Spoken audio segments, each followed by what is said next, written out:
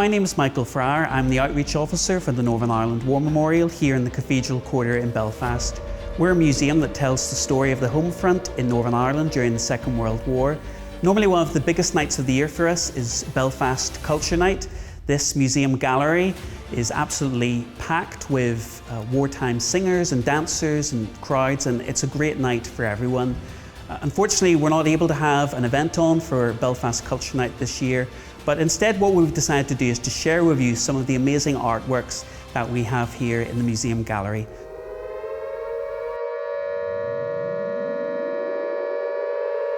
This sculpture is by John Sherlock and it's called Blitz Survivors, and it shows a mother and child running away from the devastation of the Belfast Blitz. So the artist included the cobblestones of Belfast, the tram line. The mother has a victory roll hairstyle. She's wearing a 1940s tea dress. The children who visit the museum love to discover that the little girl is dragging along her teddy bear as they run away from the devastation.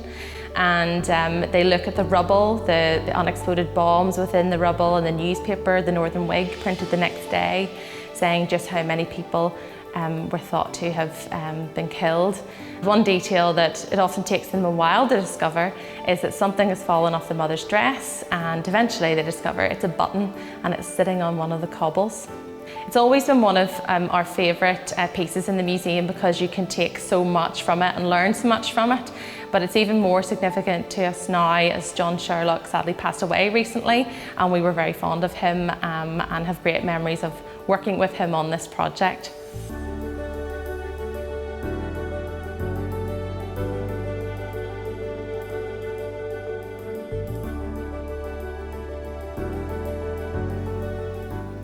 This is a portrait by Belfast artist Robert Taylor Carson of Jack McGinnis.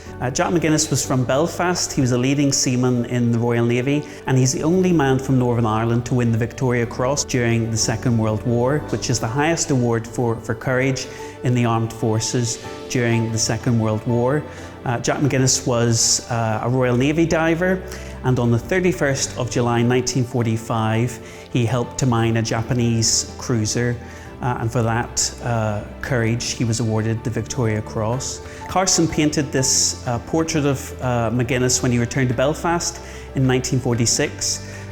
It was donated to the Royal British Legion, and then it went into our War Memorial building in Waring Street before coming here to the museum in 2007 when we moved here to Talbot Street.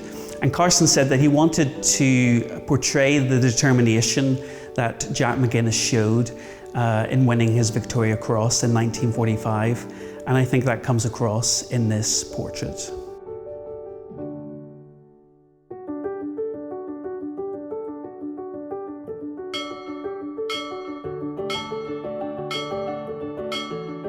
Behind me is the largest artwork that we have in the museum. It was made by James McKendry.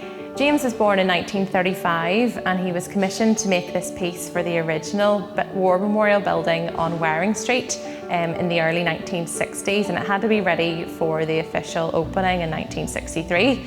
So it's a copper frieze, it's hammered copper, and James's brief was to make a piece that reflected the home front in Northern Ireland during the Second World War and the close friendships that were formed with the American forces while they were here.